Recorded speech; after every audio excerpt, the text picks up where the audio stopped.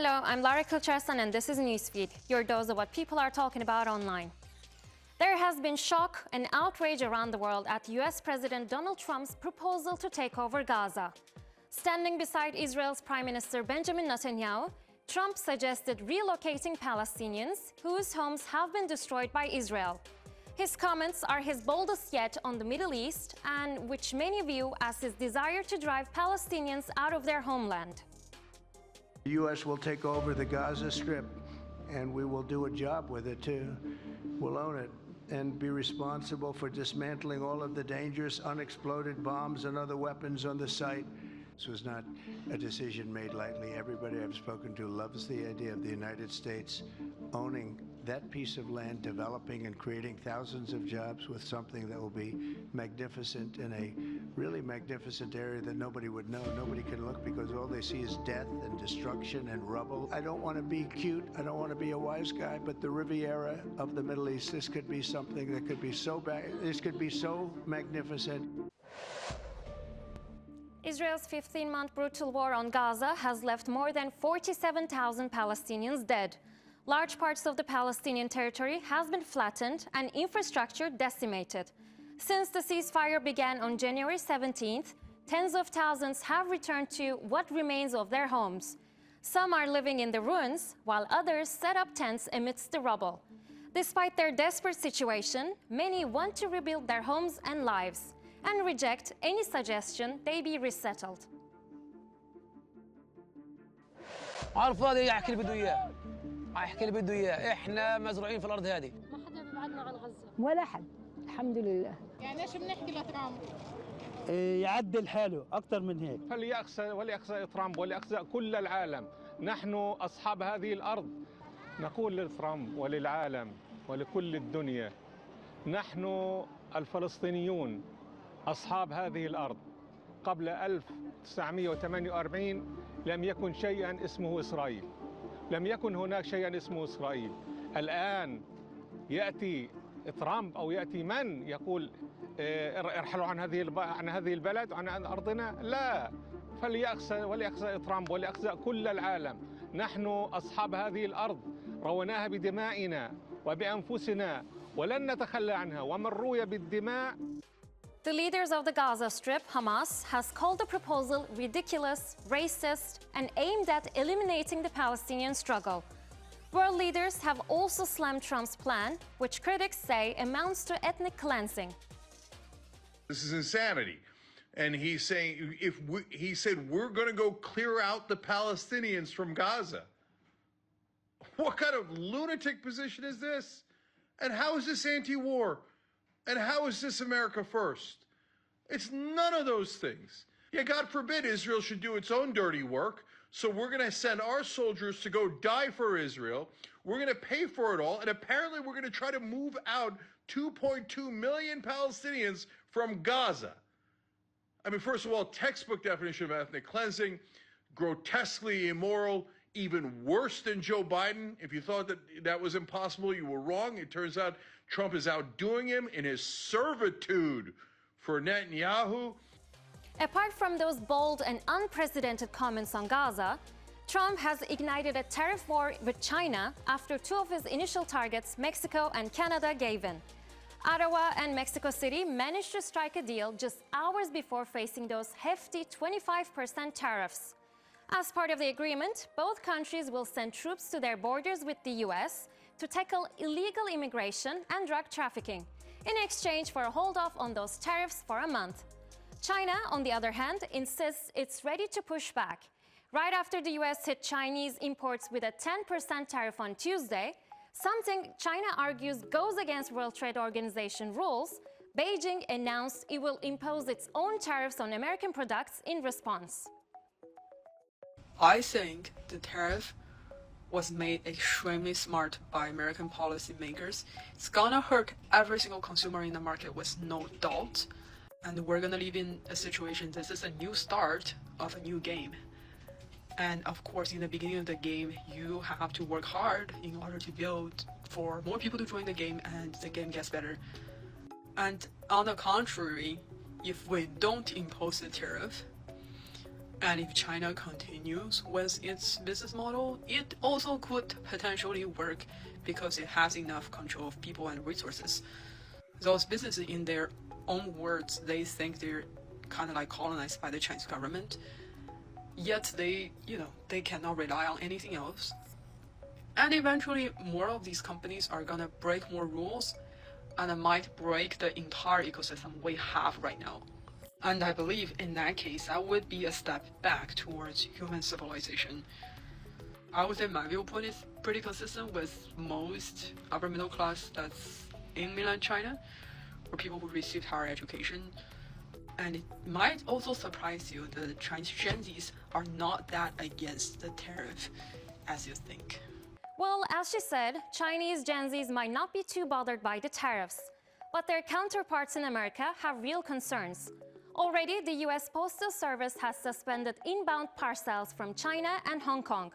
This is because Trump's executive order also targets the 100-year-old loophole called the de minimis exception. Under this rule, packages valued below $800 can enter the US without any import taxes. Giant online retailers like Temu and Shein have used this loophole to send low-cost packages directly from China to American consumers. February 6 marks the second anniversary of the disaster of the century in Türkiye. Two powerful quakes measuring over magnitude 7 struck 11 provinces, claiming thousands of lives and leaving many more injured. The disaster affected nearly 14 million people, causing the collapse or severe damage of more than 200,000 buildings. 2 years on, recovery efforts continue. The government has since handed around 200,000 homes and workplaces, with thousands more set to be completed by the end of the year. The Australian government has banned the exceptionally popular Chinese AI startup DeepSeek from all government devices and systems. Officials claim the ban isn't political, but a necessary move to protect government systems from what they call an unacceptable risk. Effective immediately, all federal entities must remove any trace of DeepSeek's products from government networks. The ban does not extend to private citizens. DeepSeek made headlines in January with a chatbot that rivaled top US models, all while boasting a fraction of the training cost. The AI revolution took a hit as investors panicked. Australia's BrainChip and other AI-linked stocks saw sharp declines after DeepSeek's game-changing debut. From Huawei to TikTok, Chinese companies have long faced scrutiny from Western governments. DeepSeek is just the latest to be caught in the crossfire. Regulators in Italy flagged DeepSeek's privacy policy, forcing its removal. South Korea, Ireland, and France are launching their own investigations. And the White House is assessing DeepSeek's security risks, while reports suggest the US Navy has already banned its use among service members. With OpenAI's Chinese rival making waves, ChatGPT's creator is pushing harder than ever to stay ahead. The company has announced a new AI-powered tool, Deep Research, designed to generate reports at a level it claims rivals human analysts. The way we do research forever, and it's the next agentic offering from OpenAI, Deep Research, a multi-step research tool that leverages O3 and the internet. You can create comprehensive, fully cited research papers for knowledge work, shopping, content for slides, marketing research, academic research, virtually anything. They used a fine-tuned version of the O3 reasoning model that can react to real-time information and backtrack where required. Additionally, it uses Python tools for calculation. It can also embed images and make plot. It comes back with a set of clarifying questions. You could add more clarity. It goes out and makes a complete research report. It'll ping you when it's done. After it's done, you get the comprehensive report that shows you the sources. And it doesn't end there. DeepSeek made headlines by being open source and free. Now, OpenAI is taking a page out of that playbook. The ChatGPT creator is rolling out O3 Mini and O3 Mini High models. They'll be available at no cost for ChatGPT users. But unlike DeepSeek, OpenAI's free models comes with usage limits. can use O3 Mini. You do not have to have a paid subscription to ChatGPT. The caveat here though is that it's specifically kind of designed for science, maths, coding problems. So it doesn't have that many kind of general everyday applications. Something different about this model is that it fact checks before providing the answer, which reduces the risk of hallucination. Like, I just tested it to do a bunch of market research for me that would have probably taken me a couple of hours had I not used this, and the results are so precise and just so much more elevated. Back in the late 90s, no one expected The Sims to be a blockbuster. A virtual dollhouse where players micromanage digital people, feeding them, housing them, or watching them fall in love. Who would want that? Turns out, just about everyone. Now, 25 years later, The Sims is a cultural phenomenon, one of the best-selling PC games of all time, with an army of devoted players known as Simmers. Whether it was designing dream homes, engineering the perfect romance, or just removing the pool ladder to see what would happen, The Sims gave players control over a world that felt both familiar and ridiculous. Now, in honor of the 25th anniversary, two of the most beloved PC games ever, The Sims and The Sims 2, are making a comeback. For longtime fans, it's a blast from the past. Playing The Sims 1, 15 years later. This was one of the first games I ever played, and me and my sister would play together all the time.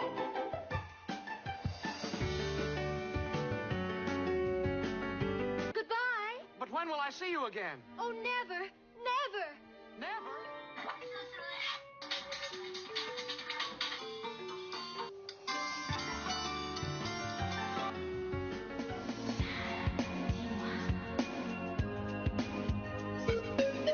I made you. Oh, cool. Wait, that looks just like me. I'm making all of us. Am I trapped in a room? Remove all the doors. Buy the cheapest ovens. What's going on, everybody? Oh! You're lucky we're all hydrophobic. Delete the ladder. Let's go! Ladder! What? What did you say? No! You die! Oh, well. Stake to the heart? Think again. Buffy the Vampire Slayer is coming back from the dead. Hulu is developing a sequel series to the iconic show with Sarah Michelle Gellar and Dolly Parton as executive producers. The new series will focus on a new Slayer, but Gellar will return as Buffy in a recurring role instead of leading the show. Original creator Joss Whedon is not involved, following accusations of creating a toxic work environment on set. This reboot marks the third series in the Buffyverse, arriving nearly 3 decades after the original series premiered in 1997 and ended in 2003. The spin-off series Angel concluded in 2004. Millennials are sinking their teeth into the excitement, but some die-hard fans fear this reboot could suck the life out of the original. This is what we need, this is what we need, this is what we need. When I heard this news, I was filled with so much just pure joy and excitement. I can't even describe it. Buffy is a show that means so much to me personally, and this is what we need right now. I feel sick. I feel sick. I'm being dramatic, but I literally just opened up Twitter and I saw this news and my stomach dropped. I have been dreading this day. I don't want anything more from this show. I think it is perfect the way that it is. I just cannot see my body accepting a new Buffy series. I don't want anything to mess up the canon of the original series, or even I know like the spin-off comics or whatever. I just don't think that we should touch it. Houston, we have a problem. NASA spotted a big asteroid that might hit Earth in 2032. The giant rock is called 2024 YR4 and thought to be between 40 to 90 meters wide. It was spotted in December last year. There's a 1.4% chance the asteroid might strike our lovely home.